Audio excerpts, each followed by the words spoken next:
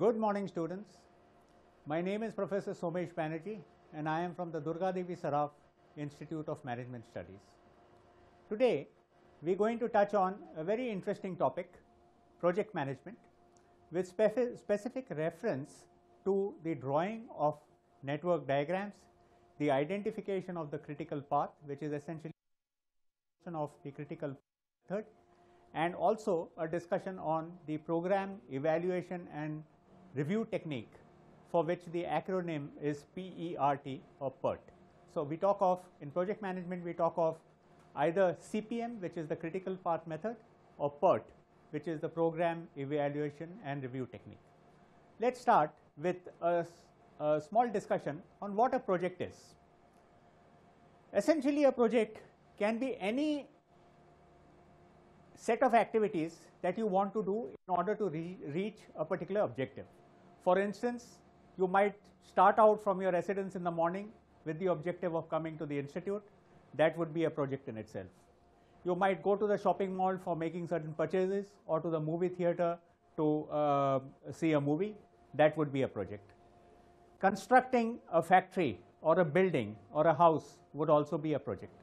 So, essentially, a project is a set of activities which can be either sequential or parallel in nature, and these activities have to be executed in a particular order in the defined sequence so that the desired objective is reached.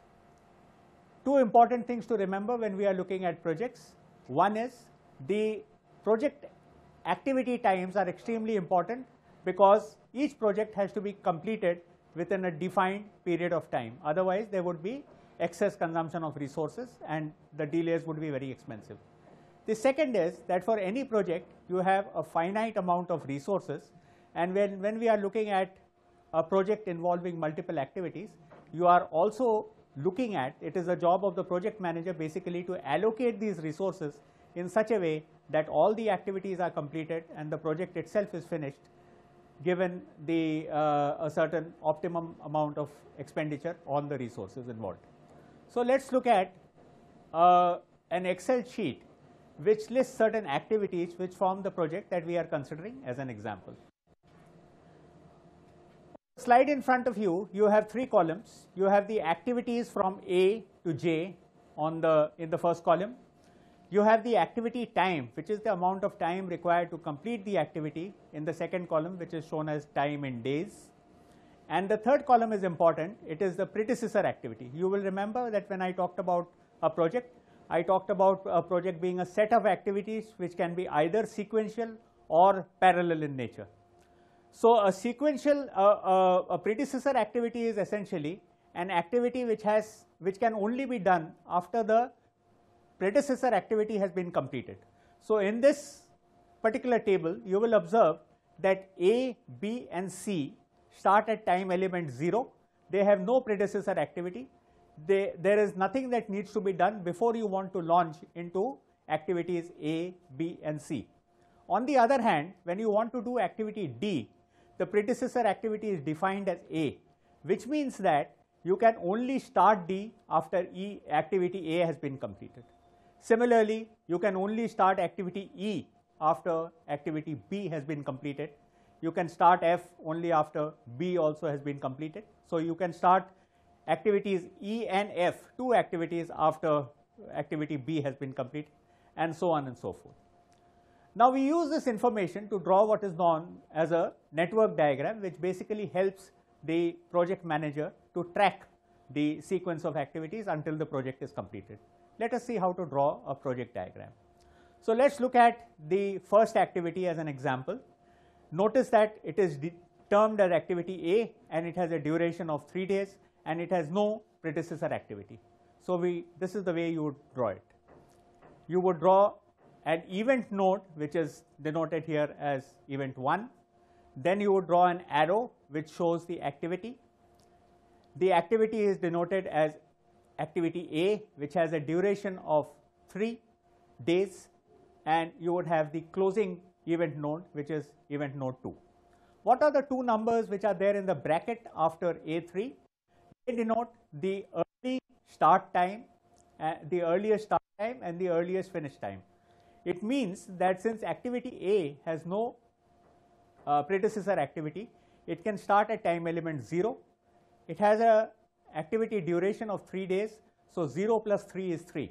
That means it can start at time element 0 and it will be completed at time element 3. So those are the two numbers which are there within the curly brackets. Below the diagram, you basically have the key. The first term which is defined as the activity, then the duration of the activity, and then the earliest start time and the earliest finish time for completion of that activity. Now we go back to the earlier chart and we look at the first three activities A, B and C, which have no predecessor activity, and this is the way you would depict them. They all can start simultaneously. So you have activity 1, event node 1 going to event node 2, depicting activity A with a duration of 3, an earliest start time of 0 and an earliest finish time of 3. Similarly, you can depict activity B with a duration of 4 days, earliest start time of 0, no predecessor activity, and earliest finish time of 4. And you can depict activity C similarly as C with an activity duration of 5, an earliest start time of 0 and an earliest finish time of 5. Now let's look at the way in which we would take this particular network diagram further. We go on to the next slide where you will find A, B and C again repeated. So when we look at the next slide, we will understand how a network diagram is drawn given the information that I have already shared with you. You have event node 1 and activity A with a duration of 3 days, the earliest start time of 0 and the earliest finish time of 3. Similarly, you have activity B with a duration of 4, earliest start time 0, earliest finish time 4. And you have activity C with a duration of 5 days, earliest start time 0, earliest finish time 5. And we have the two closing nodes. Activity A is 1, 2, activity B is 1, 3, and activity C is 1, 4. Now the interesting part is when we go on to activity D, because for the first three activities A, B and C, there were no predecessor activities, so they could all start at time element 0 and they could start simultaneously. But when we have to draw activity D, you will notice from slide 4, and we see slide 4, that activity D has a predecessor activity which is A. Similarly, E and F have a predecessor activity B, that is D cannot start unless A is completed, and E and F cannot start unless activity B is completed. What is the significance of this? Let us go back to the slide that we were looking at. So when we draw activity D now, the predecessor activity is A, therefore we draw it like this. D has a duration of 2 days, and within brackets we find the two numbers 3 and 5. How do we get these numbers? We need to understand. Activity A could start at time element 0 and the earliest it could finish was the third day, right? 0 plus 3, because the duration was 3. Therefore, activity D cannot start until activity A is completed. So the earliest that activity D can start is on the third day, and it has a duration of 2 days, so 3 plus 2 is 5. So therefore, the earliest start time and the earliest finish time for activity D are 3 and 5 respectively. Similarly, looking at event node 3, 1, 3, which is denoting activity B, the activities E and F have a predecessor activity in B. Therefore, this is the way you would draw them, activity E and activity F. You will notice that activity E has a duration of 3. The earliest start time is 4 because the closing date or the completion date for activity B, which is the predecessor activity, is 4. So E can start on day 4. It takes 3 days to be completed. Therefore, the earliest start time is 4 and the earliest finish time for E is 7. Similarly, the earliest start time for F is 4, and since it has an activity time of 6 days, therefore 4 plus 6 is 10. The earliest finish time for F would be 10. So 4 and 10. We draw the other activities and the other event nodes in the same fashion following this logic. you will be able to understand this yourself, because I have explained the rationale or the logic that goes into it, till we come to the last activity, which is 7-8 or activity J. Activity J now has a duration of 2 days. The earliest that the activity can start is 17, reason being that an activity cannot start until the 2 activities or 3 activities or multiple activities coming into the starting event node have all been completed. So therefore, we have activity H and activity I coming into event node 7. Both these activities have to be completed before you can get into activity J. So therefore, even though activity H has been completed on the 10th day, activity J cannot start until activity I has also been completed.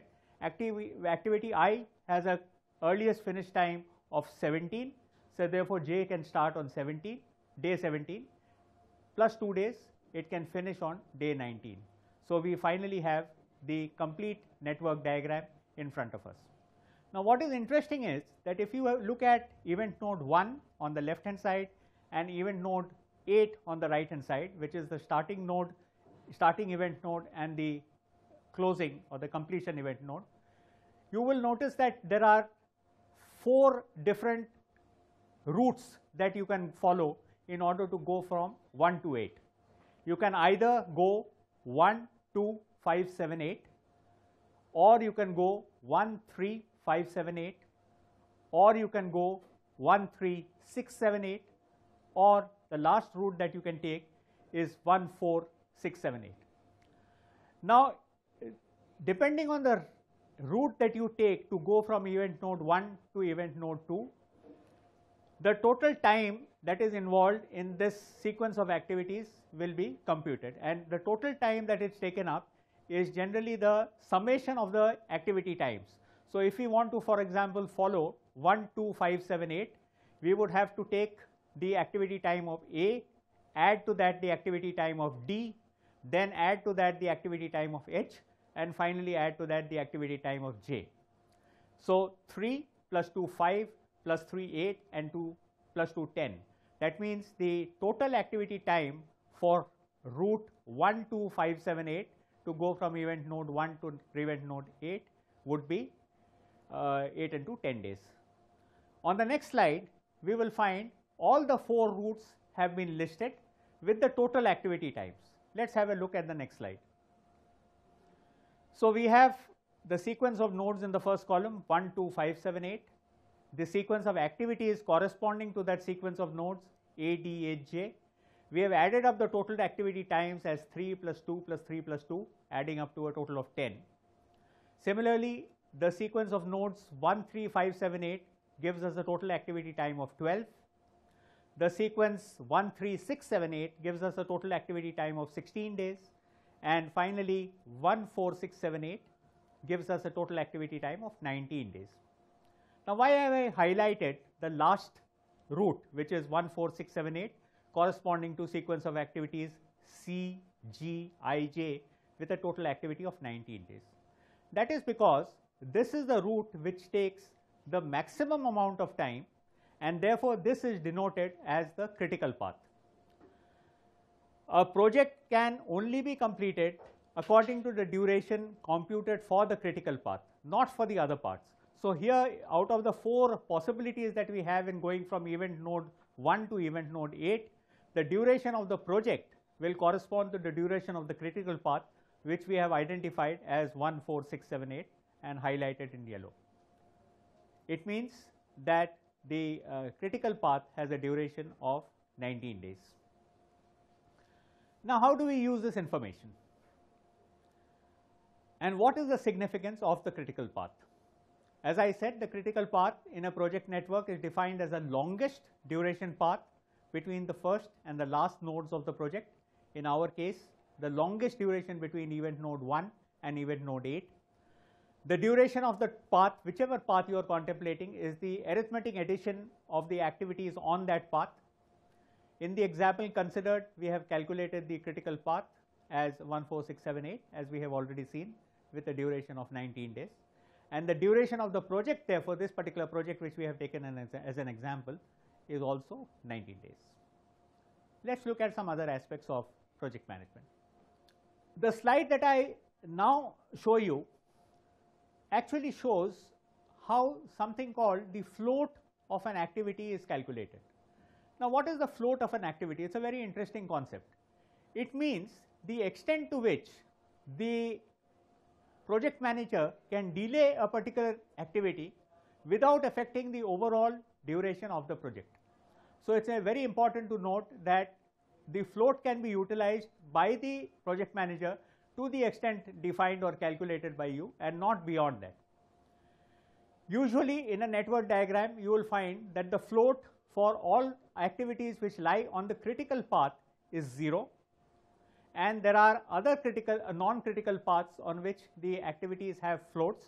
That is the extent of time by which that particular activity can be delayed without affecting the overall duration of the project. Now, there are 3 ways in which the float of an activity can be calculated. I mentioned the 2 dimensions, the early start and the early finish. There are also some other dimensions that we will be looking at now, which I will explain in the subsequent slides, which is known as late start and late finish, and there is a third way to calculate the float. So, the float can be computed in 3 ways, as we will see. It can be late start minus early start for an activity ij, or it can be late finish minus early finish for an activity ij. You will see the formulae on the sheet. And finally, it can be the total duration of the total time allotted to the project, which is from the early start to the late finish minus the activity time actually required for that particular activity. So, we will see these options, and we will calculate the floats by all 3 methods, and what we will see is that regardless of which method you use to calculate the float of an activity, you will come up with the same or an identical result. Second example that I have in front of you, I have again a series of activities from A to M with the duration specified. So, A has a duration of 18 days and no predecessor activity. Similarly, B and C have activity times of 3 and 1 respectively without any predecessor activity, and going on from activity D up to M, you find that there are certain predecessor activities which are defined. The blank columns on the right hand side, early start time, early finish time, late start time, late finish time, have to be penciled in, and we will do that as we go along. And finally, the last column on the right hand side is the total float. We will see how this can be calculated from some of the numbers that we have calculated in the earlier columns in this particular Excel sheet. So, let us take an example of the set of activities depicted here in the network diagram. We have activity A with a duration of 18 days. Since it has no predecessor activity, therefore, it can start at time element 0 or day 0, and it takes 18 days to be completed. Therefore, the earliest start time is 0 and the earliest finish time is 18. Similarly, we have activity B with a duration of 3, earliest start time 0, earliest finish time 3, and we have activity C with an earliest start time of 0 and an earliest finish time of 1. We draw all the other activities looking at the network diagram which is given in the network table which is given in the Excel sheet, and we find that we arrive at activity M with a duration of 5, which has an earliest start time of 40 and an earliest finish time of 45. Reason being that it has a duration of 5. So, if it starts on day 40, the earliest that it can be finished is on day 45. So, here we have all the activities from A to M listed with the durations, the early start times and the early finish times. Now, we do this, we flow through this network diagram in reverse, and we determine what is known as the latest finish time and going backwards the latest start time. So, let us start with activity M, which is basically between the nodes 8 and 9, and see how we calculate the latest finish time, which is and the latest start time, which is LFT and LST. Now, since activity M has been completed on day 45, therefore, the latest finish time for activity M is also day 45, since we do not want the overall project, the duration of the project to be increased. That would mean an additional cost in terms of the additional resources that you would have to deploy for the remaining period. So, therefore, the latest finish time for the closing activity, which is activity M, is also 45, and since it has a duration of 5 days, therefore, 45 minus 5, working backwards, you arrive at a latest start time for activity M as 40. Now, which are the activities which are coming into node 8? You have J and you have L. Since the earliest finish time for activity M is 40, therefore, for J and for L, you can calculate the latest finish times and the latest start times accordingly. So, for activity L, since the earliest finish time is 40 for the next activity, which is M, therefore, the latest finish time for activity L is also 40. 40 minus 9, which is the duration of activity L, gives you the number 31. Similarly, for activity H, you get the figure 31 minus 11, which is 20. For activity K, you get latest start times and latest finish time and latest start time is 31 and 24 respectively. I am reading backwards. For activity J, it's 40 and 18, and for the remaining activities as depicted on this particular chart. So, right now we have all the activities listed from 1 to 9, or from activity A, from event node 1 to event node 9, from activities A to activity M, with all the early start times, the early finish times, the late start times and the late finish times. What is the interesting thing that you note here? You note that if you travel along the route activity A, activity J and activity M, you have a total activity time of 18 and 22, that is 40, 40 and 5 is 45, right. So, you have in front of you now a slide in which all the activities from A to M are depicted with their respective durations and the predecessor activities. In the next 4 columns, we have tried to define the early start time EST, the early finish time EFT, the late start time LST and the late finish time LFT. From some of these numbers, we will be able to derive the total float, which is indicated in the extreme right hand column. Now, let us look at some of the activities in order to understand how these are calculated. We have already seen from the network, and you constantly have to refer to the network to put in these numbers. Activity A, the earliest it can start, because there is no predecessor activity, is time element 0 or day 0. It needs 18 days for completion of activity A. Therefore, the earliest finish time for activity A would be 18, 0 plus 18. Similarly, for activity B, the earliest start time and the early finish times would be 0 and 3. And for activity C, the earliest start time and the earliest finish time would be 0 and 1. If you look at some of the activities lower down in the list which have predecessor activities, for instance, if we look at activity I, which has as a predecessor activity A, the earliest that A can finish is 18. Therefore, the earliest that activity I can start is the 18th day.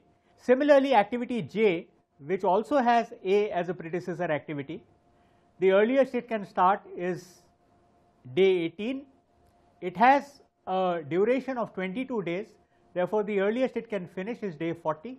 Therefore, the earliest start times and the earliest finish times are 18 and 40 respectively. We put in all the other numbers in a similar fashion. So, over here you have all the numbers now penciled in. On the extreme right hand side is a column which is depicted as total float, which as I explained to you earlier in the lecture, is the total number of days or the duration that is available to the project manager to delay a particular activity without affecting the overall completion time or the duration of the project. That is extremely important. So, there are 3 ways, as I explained, to calculate the float. You can either have late start for activity Ij minus early start, or you can have late finish for activity Ij minus early finish activity ij, or you can have the total time available for a particular activity less the amount of time which is actually required to execute that activity. So in this case, please notice that for activity A, late start minus early start, 0 minus 0 is 0, so the float is 0. Similarly, late finish minus early finish, 18 minus 18 is 0.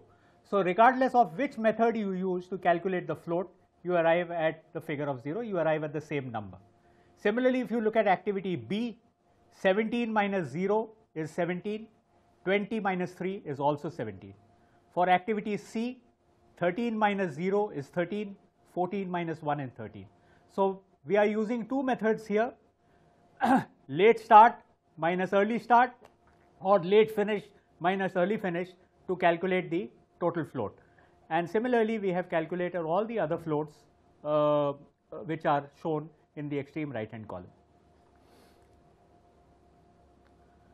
Once we have done this, we have already identified that if we travel the route from the first node to the last node of this particular project, the activity A, J and M appear to be the critical path. On all the activities which are there in this critical path, as you will notice from the highlighted numbers, you will find the total float is 0.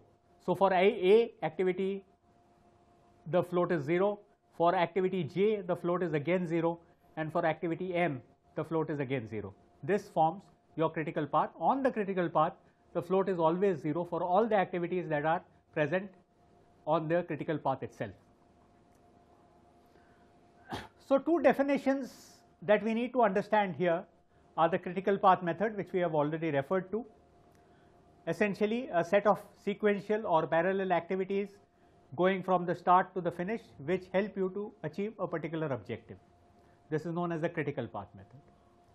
We also have another technique which is very commonly used in project management, which is known as the project evaluation and review technique, PERT for short, P-E-R-T. Now, why do we need to use PERT in preference to CPM in certain cases? When we are looking at CPM as a method to do our project management, essentially one basic assumption that we are making is that the activity times are fixed. So if we say activity A is for X number of days, that means we are assuming that it will always be completed regardless of circumstances in exactly that number of days which is defined. Now in a real life project, this doesn't frequently happen. Activity times can vary because of various factors which are influencing the start or the execution or the completion of that particular activity.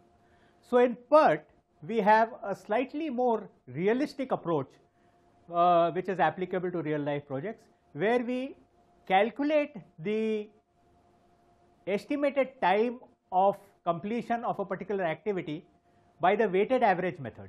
How do we do this? Let's look at a slide which shows that in PERT we use 3 time estimates and form a composite of these.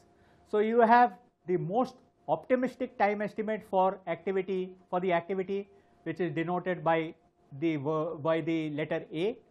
You have the most pessimistic time estimate which is denoted by the letter B, and you have the most likely time estimate which is denoted by the letter M.